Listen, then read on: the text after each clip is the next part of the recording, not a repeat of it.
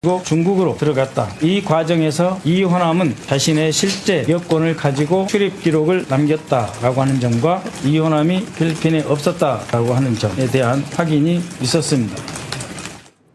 이게 이제 여권, 서류 등등으로 확인했다는 거예요. 이게 왜 재확인할 정도로 국정원장이 이제 국조에 나와서 간단하게 얘기했는데도 재확인할 정도로 중요했냐면 쌍방울 김성태 전 회장이 이재명 방북을 위해서 돈을 줬다.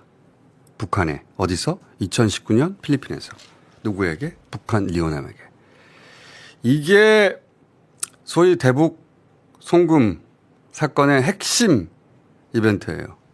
근데 리오남이 그때 필리핀에 없었다는 겁니다. 네. 없었는데 줄 수가 없잖아요. 네. 그러니까 이재명 방북 대남은 거짓말인 거예요.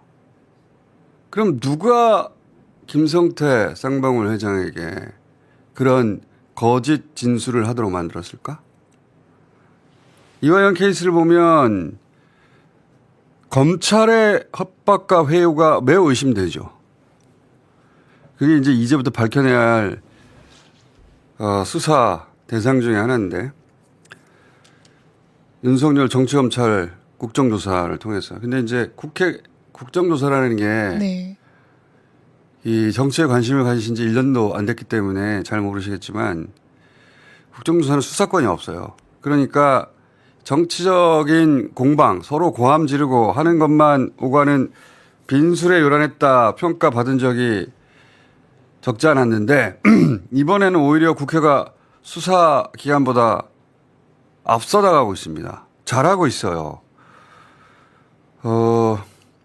거기서 이제 대북 송금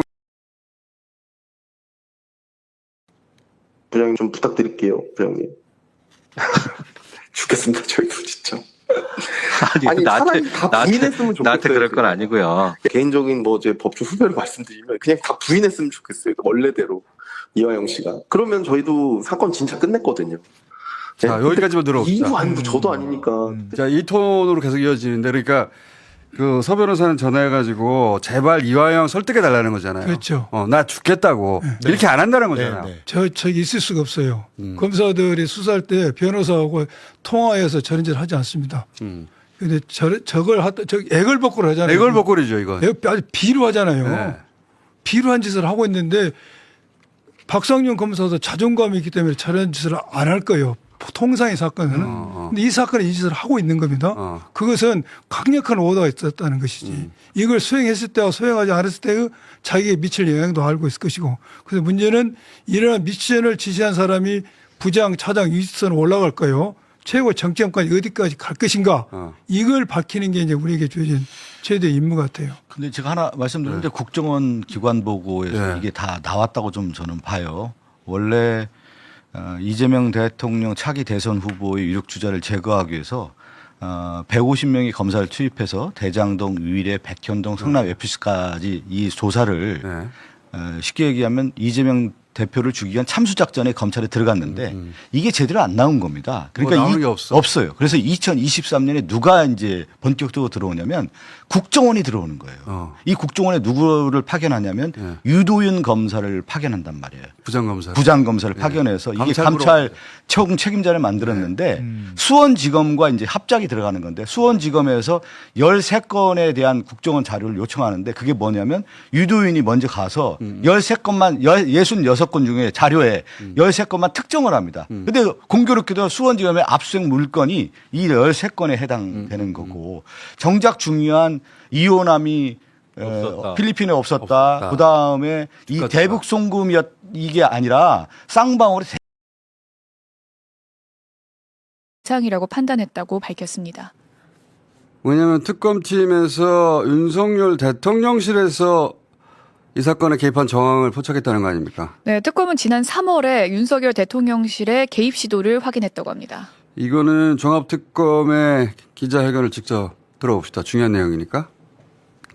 서울고검 인권침해 TF 사건 이첩 관련해서 저희는 일단 국가 권력에 의한 초대형 국정농단 의심 사건이라고 보고 있습니다. 종합특검법 2조 1항 13호에 윤석열과 김건희가 본인 또는 타인의 사건 관련 수사 상황을 보고받고 수사 및 공소제기 절차에 관하여 사건의 은폐, 무마, 회유, 증거 조작, 증거인멸 등 적법 절차의 위반 및 기타 수사기관의 권한을 오남용하게 하였다는 범죄 혐의 사건이 규정되어 있습니다. 특정 사기업의 수사 대상은 아닙니다. 그리고 연어 술파티 의혹도 종합특검의 주요 관심사는 아닙니다. 26년 3월 초순경에 쌍방울 대북송금 사건 관련해서 윤석열 정부 대통령실의 개입 시도를 확인한 바 있습니다.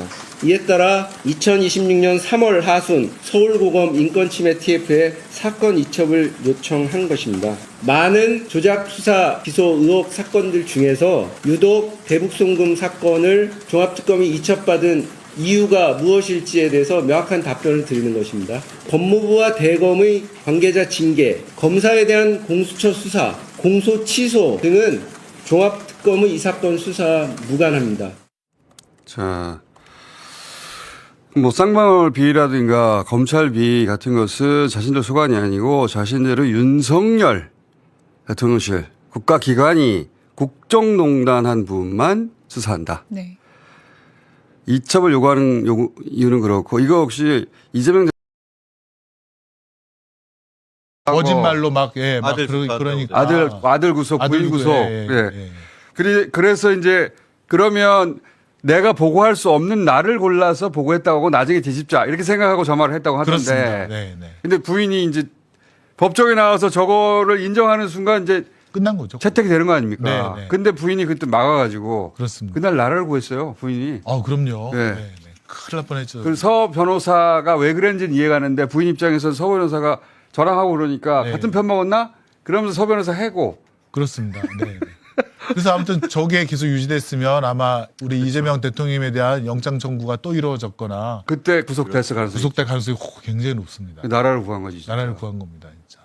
부인이. 네, 우리 부인이 민주진영이 다 무너질 뻔했습니다. 법정에 가가지고 다른 사람들이 보기에는 깽판을 부린 건데 네, 네. 그분이 보기에는 남편이 마음이 약해져서 넘어가려고 하니까 정신 차려 이화영. 그렇습니다. 문장도 너무 저- 좋았으니까 정신 차려 이화영.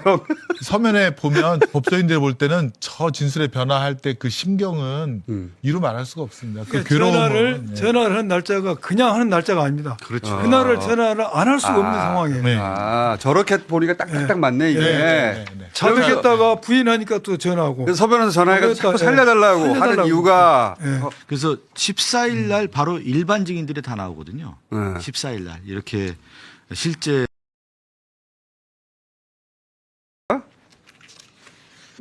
어쨌든 간에 두 가지가 더 될 거거든요. 하나는 뭐 제3자 뇌물이든 직접 뇌물이든 어쨌든 그 외국환거래법 위반의 것들이 그대로 제3자 뇌물로 되되 그거는 공범을 이재명이랑 같이 갈 거고 동시에 그 직권남용 묘목이랑 검찰에서 원하는 대로 해주면 이렇게 될 것이다 이런 이재명 얘기. 씨랑 예. 공범으로 갈 거고 그렇게 기소가 되면 결국에는 재판이 절대 신진우 재판장이 선고할 수가 없는 사이즈가 되거든요. 그렇게 되면 좀 지나면 이부 지사는 아마 나갈 겁니다. 보석도 마찬가지고 그렇게 하면 나가셔가지고 뭐 그걸 도모하시고 그다음에 뭐 이든 뭐 그런 것들이든 이제는 그냥 뭐 완전 검찰 편에서 이재명 재판의 참고인이 돼버리는 상황일 거고 자기 재판도 있긴 있는데 그건 거의 자, 여기까지 불법이고. 듭시다. 네. 요게 목적 아닙니까 자기들의. 그렇습니다. 예. 네. 예. 이게 대장동- 지금 제가 유동규 쪽에 그 사건에서도 똑같은 구조인데요. 그러니까요. 유동규가 사실은 뇌물을 받은 주체인데 유동규를 갖다가 전달자로 빼버리지 않습니까? 그렇죠. 이렇게 하겠다는 겁니다. 당신 정범이고 이화영 부지사도 예. 석방되고 정범이고 결국은 검찰 편에서 이재명 재판에 참고인이 돼달라. 참고인. 예. 이거를 목적했던 거죠. 그렇습니다. 정규 나의 무죄 판결까지 받았죠. 그 그렇죠. 법원에서 공소장을 변경해서 다른 이제 공범으로 넣으라고 했는데 그걸 끝끝내 검찰이 받아들이지 않아서 지금 김용 재판에서는 아예 무죄 판결을 받았습니다. 유동규 씨는 사실은 이화영 케이스에 대입해 보면 검찰 쪽으로 넘어가 버린 거예요. 넘어갔죠. 완전 넘어가 버린 넘어갔고 것이고. 검찰의 협조도 받고 있는 거고 네. 실제로. 그래서 풀려 나왔고 실제로 검찰 편에서 이 재판의 참고인처럼 행세하고 있죠. 그렇죠. 예. 그런 역할을 이화영에게 부여하려고 그렇게 될 거라고 그렇습니다. 그림을 그리면서 회유했는데 안 넘어가지니까 네네. 변호사한테 계속 설득해달라고 네네. 그런 통화를 한 것이다. 그러니까 저 말의 의미는 협조를 잘하면 이화영 부지사를 완전히 그 빼줄 수도 있다. 빼줄 수도 있다. 참고인으로 만들 수도 있다라는 걸 암시를 준 거예요. 검사가 참으로 비루하죠. 예. 자기가 수사